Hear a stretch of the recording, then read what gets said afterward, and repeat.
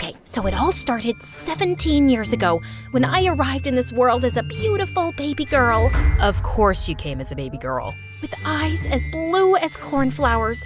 Why are you stating the obvious? My mother wrapped me up in a cashmere blanket, which was the perfect shade of lavender. Interestingly, lavender is my favorite color. That's not interesting. Come on, get to the part where your life gets bad. And if you tell me you tripped on a cornflower and broke your lavender shoe… I really liked that shoe. And I tripped on a sunflower. Okay. I swear, you're gonna love how much worse my life gets. Do you guys want to hear the long version or the short one? Fine, the short one then. My name is Olivia, and before I continue, please like and subscribe. My dad was the owner of a tech startup. Don't ask me what the startup is about. I have no idea. I tried finding out many times, but the conversation always goes something like this. Daddy, can you tell me more about your tech startup? Of course, sweetheart. Basically, we're using cutting-edge algorithms to optimize data. What a pretty butterfly on that rose. I need to send my rose pink dress to the dry cleaners. Our platform synergizes complex neural networks with cloud-based infrastructures. But I don't have the right shoes with that dress. Maybe I need new shoes, or maybe I need a new dress. With our blockchain architecture, we're able to establish an ecosystem that… Daddy has wrinkles on his forehead. I should give him night cream on his birthday. In short, we are revolutionizing the industry. That's amazing, Daddy! I don't know, man. Your guess is as good as mine. The important part is that his startup made us very, very rich. Like, take a private jet to your private island kind of rich. We lived in a huge mansion where Mom and I had closets as big as rooms and clothes and shoes for days. My life was a whirlwind of glamorous parties, fancy vacations, and global shopping sprees. I went to a great private school, had tons of friends who adored me, and the cherry on top of my sweet life was Dad's friend's son, my dreamboat boyfriend, Chad. I really had everything. Then it all went to hell one day when I tripped on a sunflower and broke the heel of my fourth favorite lavender shoe. Are you kidding me? It's about to get worse, I promise. I was meeting Chad in the park. My heel broke, so I had to walk barefoot. I was crossing the track when this stupid kid on roller skates ran right over my toes. I screamed and fell back on my butt, and then out of nowhere, a crow started attacking me. It was the most bizarre day. By the time I reached our usual spot, I was in a foul mood. But suddenly, seeing the golden hour light hitting Chad's perfect face, everything else melted away. I could take all the ups and downs of life with Chad by my side. I think we should break up, Livy. Break up what, babe? Us. We should break up. I've accepted an offer at a university across the country, and I don't think we can make long-distance work. I don't understand. Like stars departing at dawn's first light, our destinies ascend separate horizons. What? Our hearts, like birds in migration, must seek divergent skies to find our true selves. I am so confused right now. I love you, Livy, but we're too young to tie ourselves down. It's best to part ways, and if we're meant to be, we'll find each other again. Then he kissed me on the cheek and just left me there. Oof, that's rough. The story's finally getting good. You're such a sadist. I was depressed for days and just sobbed in bed as I watched MSA love stories. I always thought Chad and I would be up there one day with our own little video. I mean, look at me. My face is a dream for any animator to work with. Anyway, just when I thought the worst thing in my life had already happened, the police showed up one night and arrested Dad for embezzlement. He was charged for stealing money from his investors. And before I knew it, my life really turned upside down. Most of our assets were seized by the government, and we had to leave our house only with things we could carry. I managed to put on 14 dresses, 9 shirts, 4 pants, 5 coats, 6 pairs of shoes, and 2 bags. Mom and I moved into a tiny apartment on the poor side of town, and we got a lawyer. But it looked like an open and shut case with too much evidence against Dad, and he was sentenced to prison for a decade. I swear I'm innocent. I've been framed. I need you to believe that I'm not a crook. Of course we believe you, Daddy. We'll get your name cleared, I promise. Naturally, my first course of action was reaching out to Dad's friends for help. You need to leave. I can't be seen with you. My girlfriend is a very suspicious woman. Aren't you married? Exactly. I wasn't running away from you. I was just getting some exercise. Oh look, what an unusual bird. Where? I recently hit my head and I have amnesia. I don't know who your dad is or why he made me your godfather. You're my godfather? Gotta go. I need to poop. Chad's father was out of town, and I was so relieved when he returned. He was Dad's BFF. If anyone would help, he would. I'm sorry, but Sir is still away on business. His car just passed me as I was walking here. You must be mistaken. He's not home. I can literally see him in his study from that window. Let me put this another way, miss. He clearly stated that whenever you show up here, I have to say he's not home. That just made my heart break. No one wanted anything to do with Dad because they all thought he was a crook. Next, I turned to my own friends, and I only met more closed doors. Wow, really, Penelope? Remember the only person who could look you in the face when you went through your hideous acne phase? And remember whose shoulder you cried on when the plastic surgeon botched your nose job? And remember who took the blame for your smelly fart when we were hanging out with your crush? You know it, me!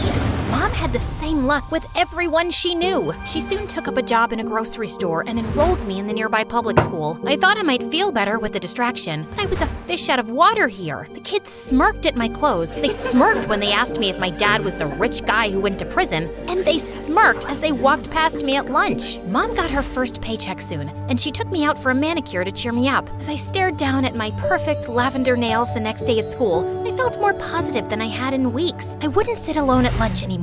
I would get to know these kids, and they'd get to know me, and they'd see how lovable I was, and I went flying forward with my food tray and fell flat on my face. As I got up, feeling hideously embarrassed, I suddenly noticed it. 2 of my nails were chipped. My perfect nails, not so perfect anymore.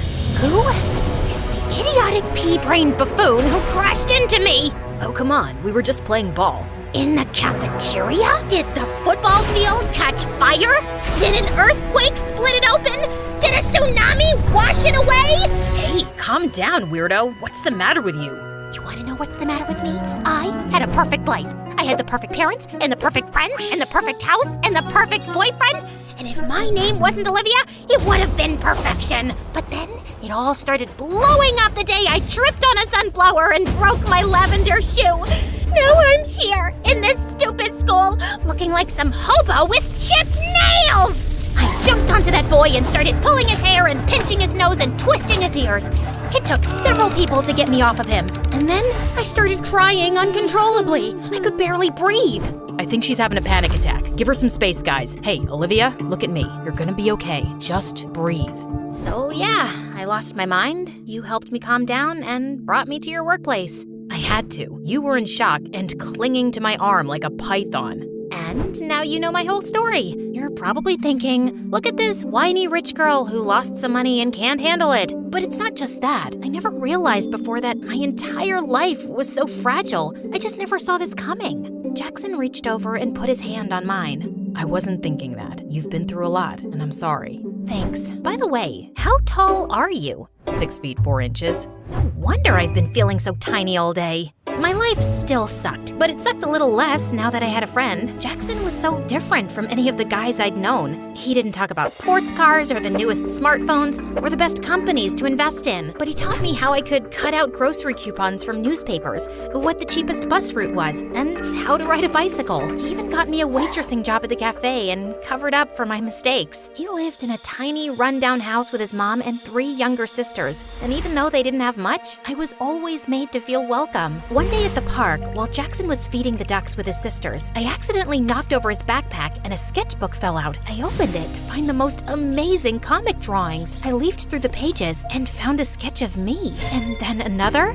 and then another. What do you think you're doing? I'm sorry, it just fell out. Jackson, you're so talented. It's just a silly hobby. It's not silly. Are you going to apply to an art school? In case you haven't noticed, I'm poor. I have to work right out of high school. But you're too good to not take this seriously. You have to… Can we please not talk about this? Okay. And I didn't make your sketches because I have a crush on you or something. You're just a new, interesting face. Does interesting mean the same as pretty? Not necessarily. So you don't think I'm pretty? You're not pretty. And what is pretty anyway? There's no set standard. Shut up, Jackson. You said Olivia's the prettiest girl you've ever met. No, I didn't. I said Bolivia has the prettiest girls that I've never met. He wrote a poem in his diary about your eyes being blue as cornflowers. And what was the next line, girls? I could stare into those sapphire lakes for hours. My diary? You, see what I mean? I need to earn money to put them all in a mental institution. I couldn't stop laughing as he chased the girls away, and I felt a warm tingle in my toes at the thought that maybe Jackson liked me. A few weeks later, we were sitting in the cafeteria when I got an email alert on my phone, and Jackson noticed my face fall. What's wrong? Oh, it's just that witch Penelope. She's hosting her grand annual Halloween party, and I guess she just forgot to take me off the invite list. Forget I mentioned it. Okay then. So my mom's making her famous shepherd's pie this weekend, and she thinks I don't know what the secret ingredient is. I think I want to go to the party. What? Why? Because I want revenge. Penelope and all these people hurt me, and I want to hurt them back. What would you even do? I don't have it all planned out, but I want to ruin her stupid party because it means a lot to her and her stupid friends, and you should come with me. No, and you shouldn't go either. You'll get in trouble. It's Halloween. We'll be in costumes. No one will recognize us, and we won't be there for too long. And Penelope will have the best food. I'm certain she's stolen my caterer. I don't know. Please, I need this, and I don't want to go alone. All right, the food better be good. On the night of Penelope's Halloween party, Jackson and I took the bus to the rich part of town and walked the last few blocks to Penelope's house. No one's gonna recognize me, right? You're dressed like an evil eggplant. It's very unlikely. You look good as a tree, very tall and leafy. Now you remember the plan, right? Right, make as many things go wrong as possible. Am I forgetting anything? Nope, that's the whole plan. Let's go. Penelope's place was swarming with guests, and no one paid much attention to us as we slipped in, and we got down to our mission right away. We sneaked off all the black and gold balloons and made them fly away. We messed up the fake cobwebs and smashed some carved pumpkins. We locked up the kitchen doors and we threw the keys in the swimming pool. Where did all the balloons go? I ordered 500 of them. People, watch where you're going. You're smashing the pumpkins and walking into the cobwebs. And where are all the waiters? Why is there no food? As Penelope stormed off towards the kitchen, Jackson and I high-fived. Should we go now? Oh no, this was just the warm-up. Penelope always has a surprise celebrity singer perform at her Halloween parties, and I know this time it's Harry Styles. We have to wreck his concert. It'll drive her crazy. No, that's going too far. Someone will catch us. Can you stop being such a scaredy cat? Just tell me if you're in or out. Olivia, I think I'm out. And then he actually left. Fine, I'd finish the job myself. I ran off to the back of the house where I knew all the power supply boards would be. I spotted a toolbox nearby, picked up a plier, and started snipping away at every wire. I wouldn't let this concert happen. I'd ruin the whole party. Everyone would remember it as the worst Halloween ever. Just then, I saw a figure emerge from the shadows. Hey, what do you think you're doing? I flung the pliers to one side and started running for my life across the garden. But my stupid eggplant costume was slowing me down. And suddenly, I found myself being pushed forward and pinned to the ground. When the person chasing me turned me over, I saw that it was Chad? How do you know oh my god, Livy, is that you? Why are you an eggplant? Actually, what are you doing here? I could ask you the same question. My whole life blew up and you couldn't send a text, but you made sure you didn't miss Penelope's party? Listen. Just then, a pretty girl I'd never seen before came running behind us. Babe, are you okay? Who's this creep? I'll call security. No, don't. There's been a misunderstanding. Babe? Is that what she just called you? Who are you, and why are you dressed up like an eggplant? Because Baba Ganoush is my favorite dip. Not that it's any of your business. I pushed Chad away and stormed off, tears pouring down my face. I just made it a few blocks down when I ran into a tree. I'm so sorry. I shouldn't have left you behind. I came back. Now let's go destroy Penelope. No, I'm done. Coming here was a stupid idea. Let's just go home, Jackson. I felt more crushed and betrayed than ever. I was busy sulking in bed the next day when Mom called me saying I had a visitor. I walked out into the lounge to see it was Chad. Mom, why did you let him in? You should hear him out, honey. Mom left the room and Chad hesitantly sat down next to me. Is it okay if I sit here? You're already sitting here. And no, none of this is okay. In fact, this is giving me a fuzzy flashback to when you were sitting down next to me on a park bench. Wait, it's all coming back to me now. Yes, there I am with my bleeding toes and broken shoe. And yep, that's you, walking away after breaking my heart. You have every right to be mad. I was such a fool, Livy. I thought I was doing the right thing. Long-distance relationships are so hard. I just panicked. I know what I did was awful, but I swear, I never stopped thinking about you. Just long enough to meet that blonde twig who called you babe? She was just my date for yesterday. I don't care about your love life, but what I'm really angry about is I know, your dad. I wanted to reach out to you, but my dad forbade it. He's one of the investors in your dad's company. He feels betrayed by what your father did. Dad is innocent, okay? I expected his friends to believe that. The evidence against him is too strong. You've got to face facts. He committed a crime, but I'm sorry you're also paying the price. I asked around about you after we met yesterday, and I couldn't believe you're living in this neighborhood now. For the first time, the thought crossed my mind that maybe Dad was the one who was wrong, and I burst into tears. Chad hugged me. I'm in town for a few weeks, and I'm gonna try to get Dad and the other investors to go easier on your dad with his prison sentence. You'll really try? I can't promise anything, but I'll try my best, Livy. I walked Chad out of the apartment building, and as I was going back in, Jackson suddenly popped up. So, who was that guy with enough gel in his hair to set all the cheesecakes in America? That was Chad. Chad? Like your ex-boyfriend Chad? Like the guy who broke up with you on a park bench Chad? Yes, that Chad. That's such a stupid name. Chad is a country.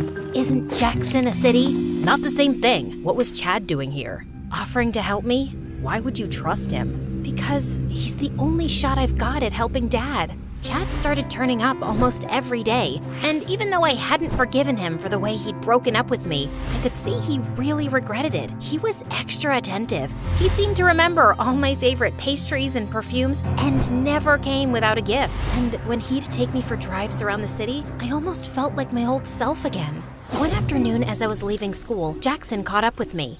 Want to go to the park today? Nah, I'm tired. How about you come to my place tomorrow? My annoying sisters miss you. I have a thing. A Chad thing, right? Look, it's none of my business, except as your friend, I would advise you not to date Chad again. We're not dating. We're just meeting up to discuss Dad's case. And what's the progress on that? He's working on it. Okay then. Enjoy your thing tomorrow.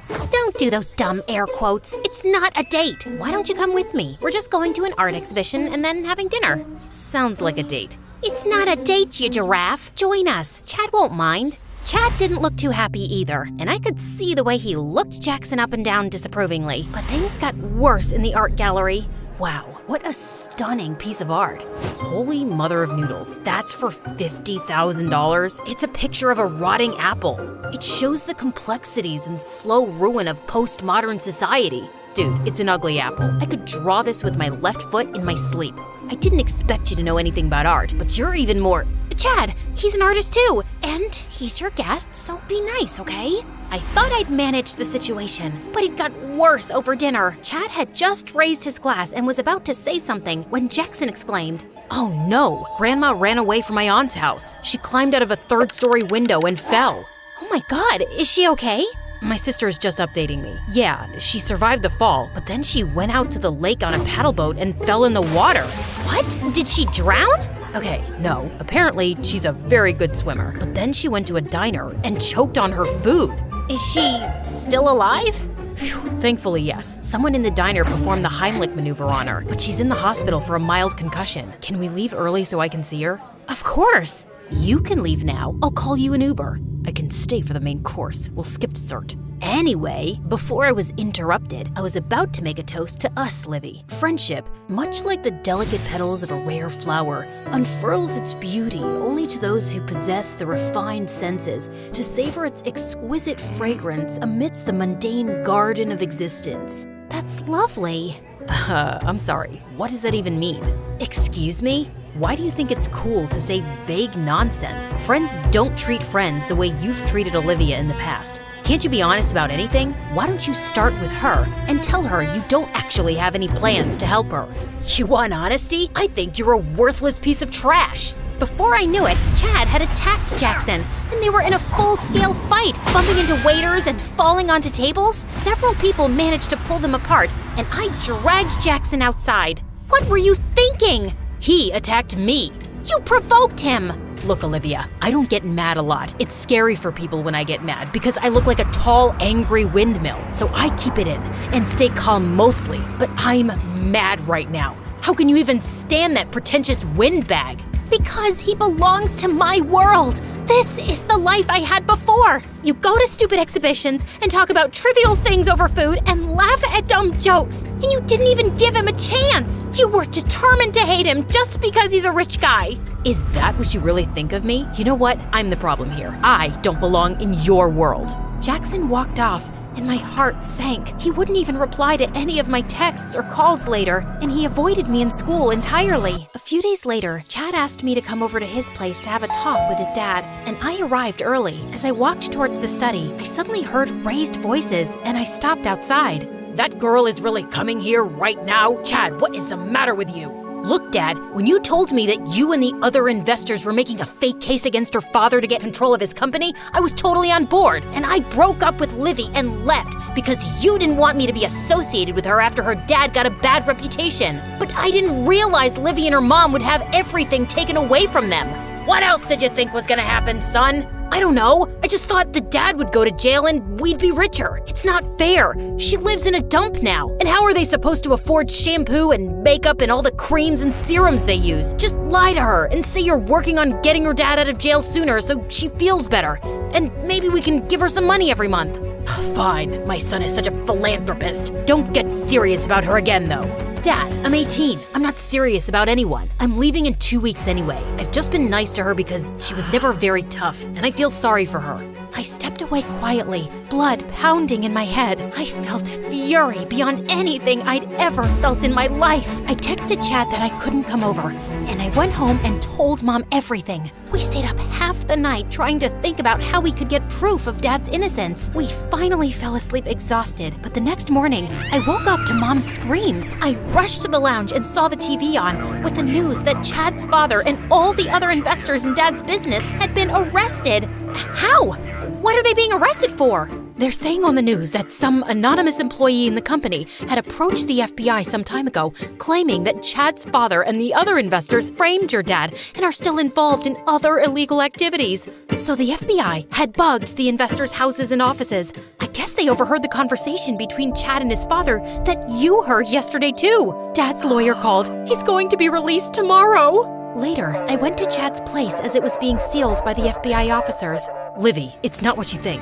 No, only I will talk now. I heard the entire conversation between you and your dad yesterday with my own ears, and I just came to say, I hate you. I despise you with a burning rage of 1,000 suns. I loathe you with the force of 100 typhoons. I wish only bad things to happen to you, and my wish is coming true as we speak. You will lose everything, and you're not even half as tough as me. You will really suffer, and I will dance with joy knowing that. Then I punched his perfect nose and stormed off. Well, actually, I skipped off happily and headed straight for the cafe. I spotted Jackson taking someone's order and ran to him. Jackson, my dad's innocent, and he's getting out of jail tomorrow. Chad's father framed him, and he's been arrested. I punched Chad. I'm gonna get my life back. I'm working right now. My shift ends in a while. I can't wait, okay? I can't stand that you're not talking to me, and I know that it's my own fault. I'm sorry I said you were jealous of Chad because he's rich. You were right about everything. He's an obnoxious jerk, and that apple painting was so ugly.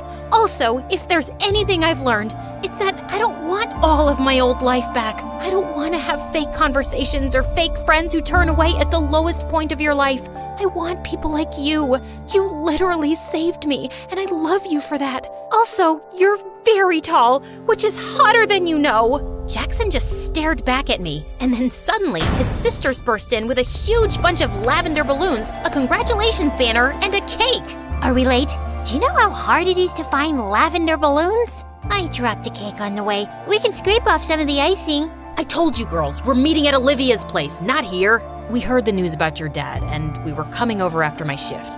Even though you were mad at me? I can't stay mad at you. Look, just let me take this customer's order. Just kiss her, you moron. Hey, don't call him a moron. But seriously, just kiss me, dummy. Wait, how's your grandma doing? You want to talk about my grandma right now? Actually, I don't have one. I made up that whole thing to annoy Chad. I like you even more right now.